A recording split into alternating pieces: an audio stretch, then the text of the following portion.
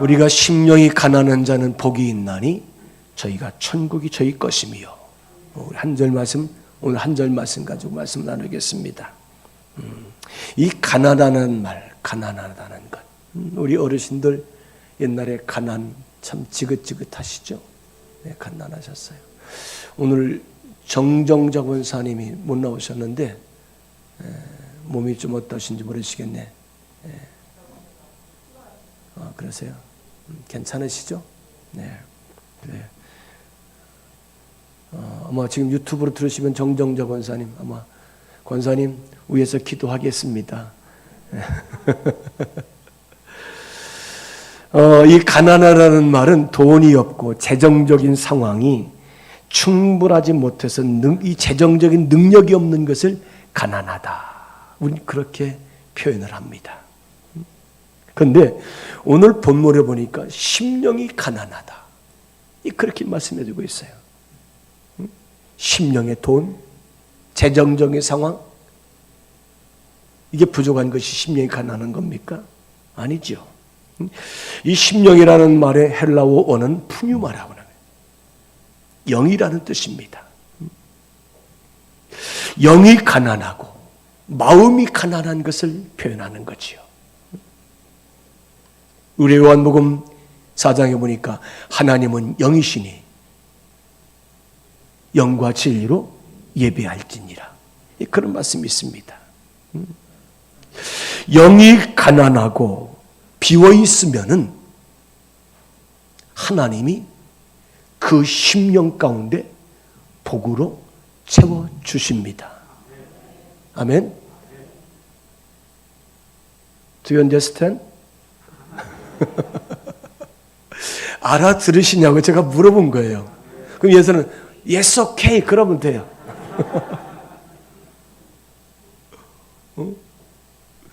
우리의 심령이 가난하고 비워 있으면은 하나님이 영적인 것, 신령한 것, 여러분 심령 가운데 채워주시고 누르고 흔들어 넘치도록 주시겠다. 예수님의 가장 유명한 설교가 이 마태복음 5장부터 7장까지 나오는 산상수훈입니다. 이 산상수훈은 한마디로 말해서 우리 그리스도인의 태도가 어떤 것이냐, 이 태도에 대한 말씀을 참 많이 다루고 있습니다. 이 신학자들은 이 산상수훈의 이 가르침 가운데 태도, 자세, 이것을 팔복이라 그렇게 우리들에게 말씀하고 있죠. 그러니까 이 산상수훈의 말씀을 우리가 요약해 본다면 이렇게 정리할 수 있어요. 너희의 태도가 너희가 무엇이 될지를 결정할 것이다. 나의 태도가 내가 무엇이 될 것을 결정한다는 거예요. 여러분, 우리의 자세, 태도가 정말 중요한 줄 믿습니다. 이 산상수훈에서 심령이 가난한 사람의 태도는 뭐요? 복을 주신다는 거예요. 의에 줄이고 목마른 사람의 태도는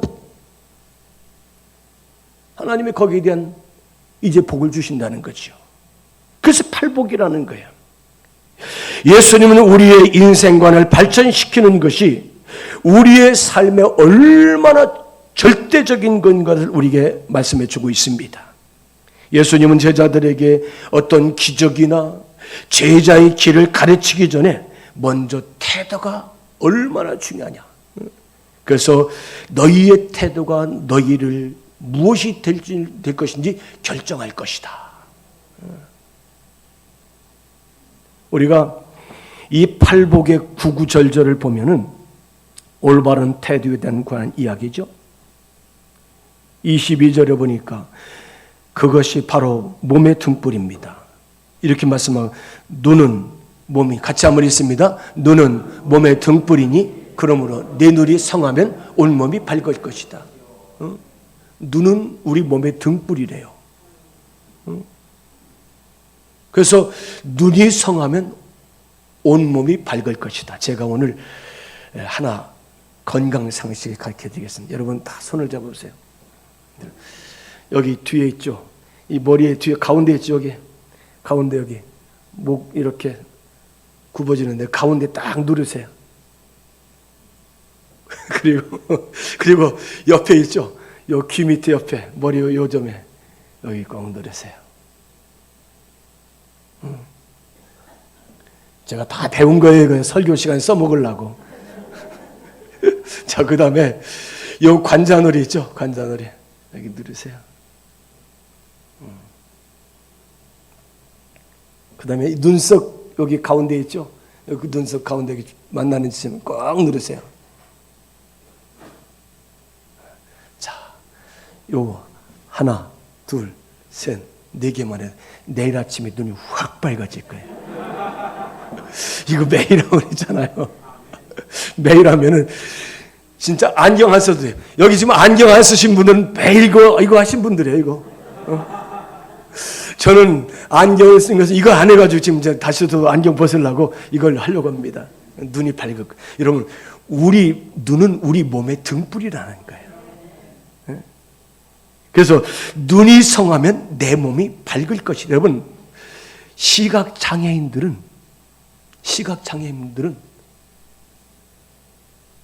등불 없는 어두운 길을 가는 것 같아요. 제가 군포에서 목회할 때에 제가 토요일마다 그 반월 저수지 기도원에 갑니다. 에덴 기도원에. 항상 노트북 싸가지고 가는 거예요. 그러면은 거기에 장로교 목사님, 순복음 목사님, 그리고 감리교 목사. 이 감리교는 저하고 85% 정도의 시각장애인 목사님이 있어요. 그분은 청각이 얼마나 발달됐는지 옆에 가서 숨소리만 해도 저 목사님 이럴 정도로 아주 청각이, 저 백령도에서 살았는데 어린 시절에 축구공을 눈에 맞아가지고 실명을 했어요. 키도 크고 잘생겼는데 시각장애. 참 안타깝더라고요. 근데 잘 다녀요. 뭐 요즘에 핸드폰도 음성으로 나오는 핸드폰 있죠? 그래서 핸드폰도 조금 있다면 또 문자가 와요. 눈이 밝으면은 우리 몸에 어두운 밤길을 가지만은 밝은 등불을 가지고 가는 것과 똑같다는 거죠. 눈이 중요해요. 두 번째로 23절에 보니까 23절 말씀 같이 읽습니다.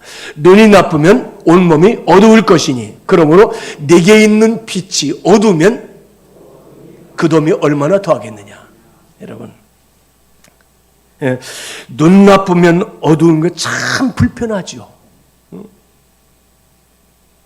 그래서 이제 제 친구 목사님 어머님이 돌아가셨을 때 장기 기증을 해. 저도 사실 장기 기증 다 해놨어요. 그래서 안구 이거 채취해가고 또 장기를 이제 기증했기 때문에 제가 이제 딱 숨이 멎어지면은 장기 기증 운동본부에서 제 거를 가져다가 이렇게 가져갈 거예요. 사실 우리나라의 해마다 시신을 수입하는 게 굉장히 많아요. 요즘엔 또 외과 의사가 드물다고 하잖아요.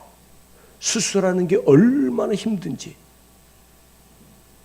또 수술을 하려면은 이 시신을 가지고 다 이 조직, 세포 뭐 다 이렇게 해서 수술해야 되는데 이 시신이 없으니까 수입을 하고 이것도 부족하다는 거예요.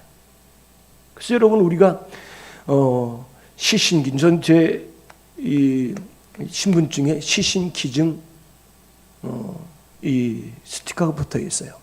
그래서 얼마든지 이제 제가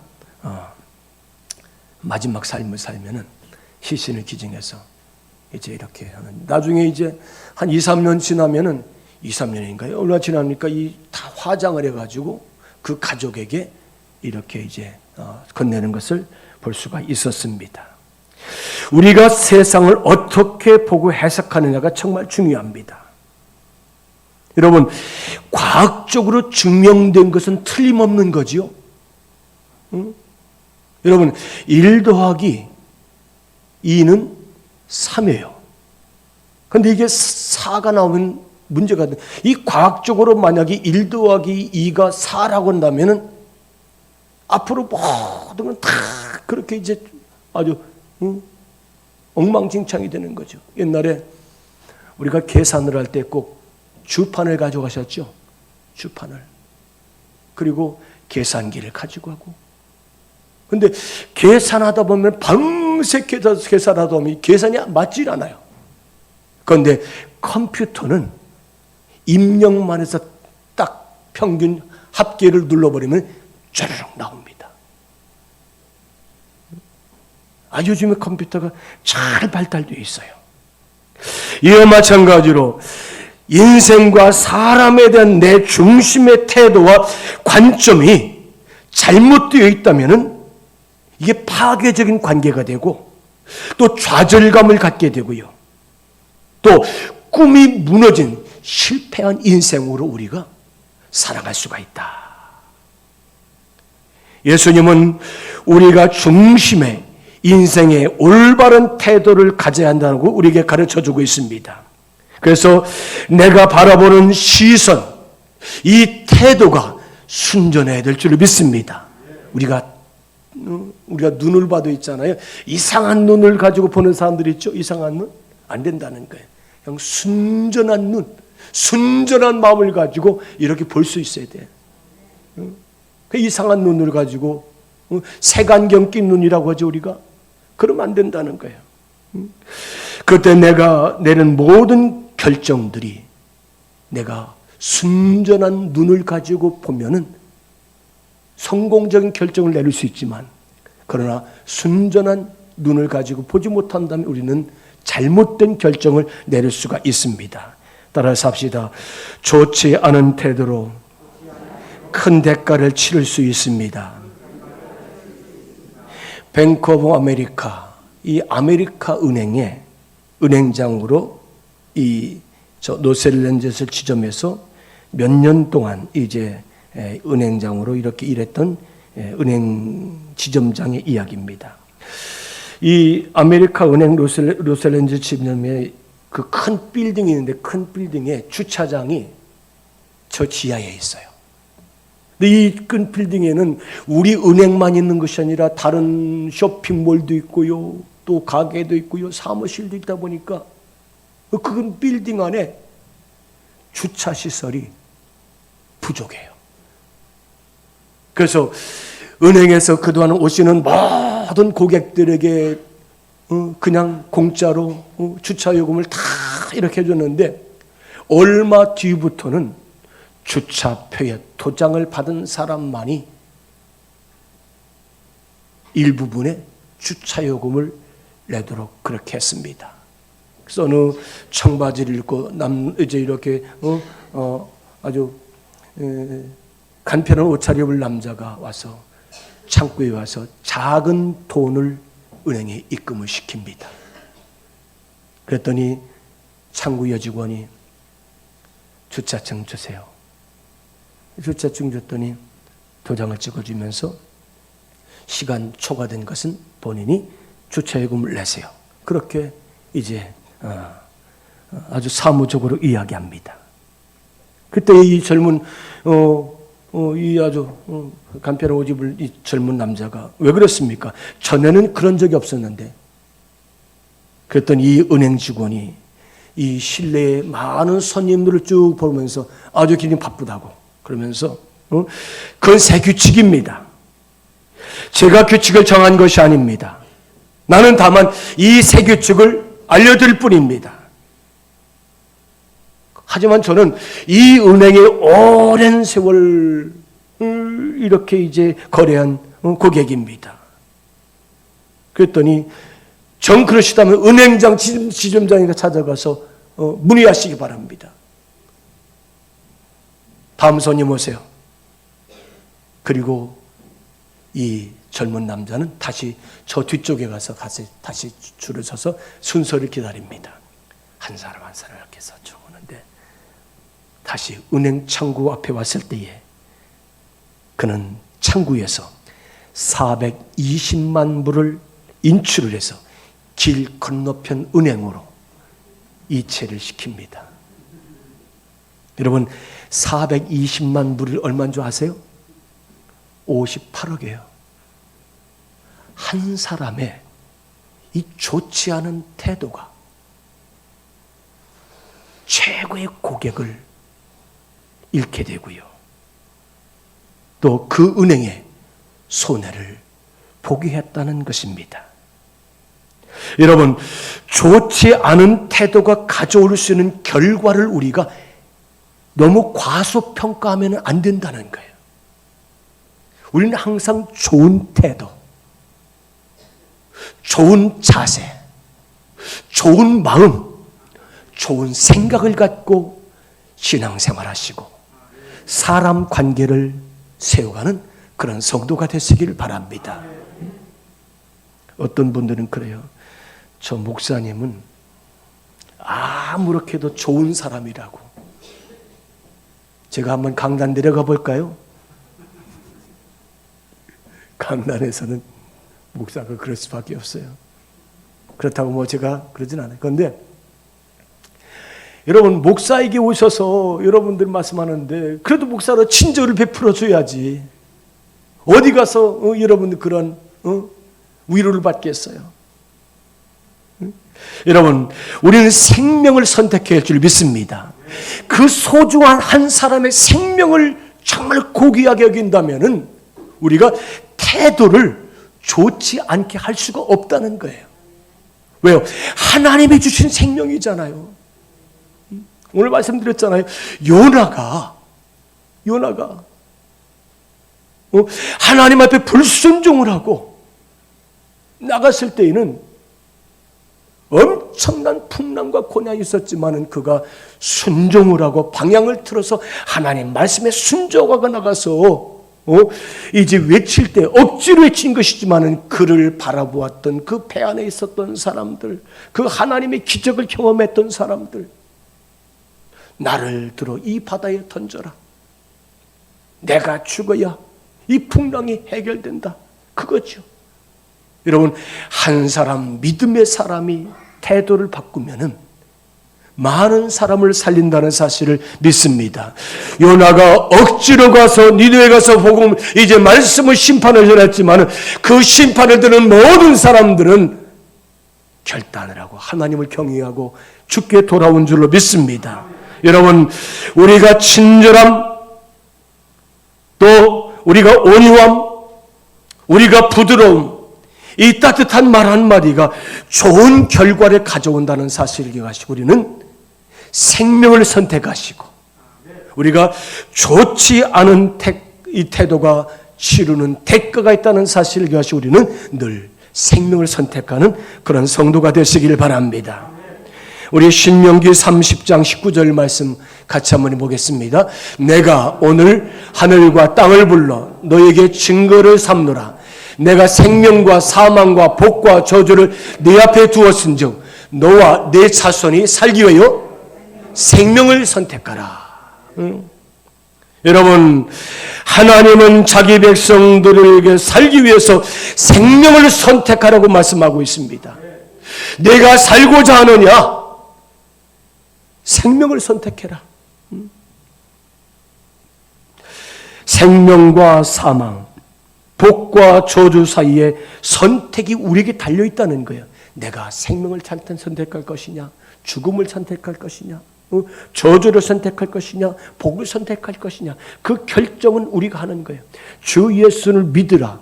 그리하면 너와 내 집이 구원을 얻으리라. 이렇게 우리는 말씀을 믿고 있습니다. 영접하는 자 곧 그 이름을 믿는 자는 하나님의 자녀가 되는 권세를 주셨느니라. 우리가 결정은 나에게 있는 거예요. 내가 영접하고 내가 믿고 내가 그분을 받아들이면은 나는 하나님 앞에 생명을 택한 것이고 나는 하나님 앞에 복을 받는 거룩한 성도가 될 줄로 믿습니다. 하나님은 우리에게 선택권을 주실 뿐만 아니라 더 나아가서 우리가 어떤 선택을 해야 될지 말씀하고 있습니다. 그리고 우리가 옳은 선택을 가져올 경우에 우리가 얻는 하나님의 신령한 복이 있다는 거예요. 만일 우리가 다른 선택을 한다면 그 결과가 어떤 결과라는 것을 우리들에게 오늘 말씀해 주고 있습니다. 우리가 복과 저주, 생명과 또 사망. 오늘 우리 앞에 있는 이 두 가지 이제 복과 은혜를 통해서 하나님은 너와 네 자손이 살려고 한다면 생명을 선택하라. 하나님 앞에 생명을 선택하고 거룩한 길로 나가는 믿음의 성도가 되시기를 바랍니다. 우리는 태도가 정말 중요한 거예요. 생명이나 사막이나 비옥한 미래냐 고통스러운 미래의 선택이 여기 있습니다. 그런데 잠깐 기다려라. 내가 선택하기 전에 무엇이 가장 좋은 것인지 말해주마. 너와 네 자손이 살려면은 생명을 선택해라. 이제 생명을 선택해라. 오늘 저와 여러분이 영원한 생명을 선택한 그리스도의 길로 나가는 믿음의 사람이 되시길 바랍니다.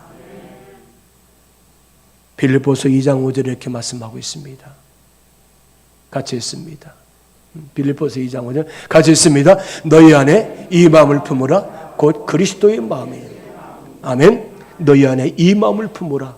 곧 그리스도 예수의 마음이다. 여러분 우리가 예수 믿으면 예수님 마음과 하나가 돼야 돼요. 아멘. 예수님 마음이 우리 안에 있어야 될 줄 믿습니다. 예수님 마음을 품으면 우리가 생명을 선택하고 우리가 복을 선택한 성도들이에요. 우리는 사망은 우리랑 상관이 없어요. 저주는 우리와 상관이 없어요. 삶을 변화시키는 태도를 길러가는데 필요한 것들을 우리 가슴 속에 새겨야 됩니다. 지금 당장 그 선택을 하라고 주님 말씀합니다. 어떻게? 심령이 가난한 자는 복이 있나니 저희가 천국이 저희의 것이며. 아멘.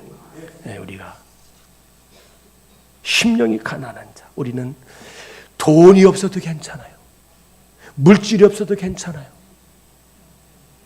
우리의 마음이 하나님의 것으로 심령이 가난할 때, 우리가 비어있을 때에 하나님은 우리에게 채워주시는 줄로 믿습니다. 아멘. 제가 말씀드렸죠. 예수의 마음을 가진 마음은 선교사이지만 예수를 믿으면서도 예수의 마음을 갖지 않은 사람의 마음은 뭐라고요? 선교지다. 아멘. 선교지. 여러분 금식이 뭡니까? 금식은 나를 쳐서 나를 정말로 난 겸손하게 나를 하나님 앞에 낮추면서 하나님 앞에 하나님의 것으로 살고 내 것은 다 비우고 하나님의 것을 내가 채우겠다는 것이 금식이잖아요. 오늘 저와 여러분들이 이제 하나님의 것으로 우리의 삶의 태도를 바꾸고 길러가고 예수님의 마음을 품고 갈 때 우리의 심령 안에 하나님의 필요한 것들로 우리에게 새겨 넣어줄 줄 믿습니다. 지금 당장 우리는 생명을 선택하라고 주님 말씀합니다. 처음에는 너무나 더디게 바뀔 줄로 몰라요. 우리가 그동안 살아왔던 우리의 삶의 역사, 우리의 삶의 경험 때문에 우리가 나를 비우고 내 태도를 바꾸고 생명으로 우리가 갈아 끼운다는 것이 쉽지 않고 더딜지라도 우리는 포기하지 말고 처음에는 새로운 태도를 갖는데 정말 어색하고 힘들 거예요. 그러나 자연스럽게 우리는 우리 안에 생명을 선택한 성도로서 하나님이 바라시는 그 태도의 변화의 삶이 우리에게 나타날 줄로 믿습니다. 제가 그 오늘 석영옥이죠. 석영옥 씨. 그 형님이 저 남아프리카 공화국에서 선교사 하신다고 하더라고요. 근데 올해 68살인데 파성교회가 장로교회였었는데 파성교회도 없고 지금 이분이 본인 스스로가 자비랑 선교를 하는 거예요. 참 힘드시겠다.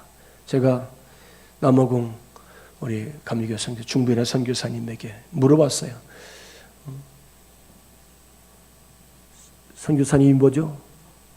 석광옥 선교사님 아십니까? 했더니 옛날에는 가끔 뵀는데 지금은 보지 못했다고 그래요. 그래서 뭐 지금 뭐 그 케이프타운 그런 도시에 계신 것 같지 않고 아마 다른 곳에 가서 선교하는 것이 아닌가. 여러분 과거에 우리 교회가 선교 협력했었죠. 여러분 기도해 주시기 바랍니다. 기도해 주세요.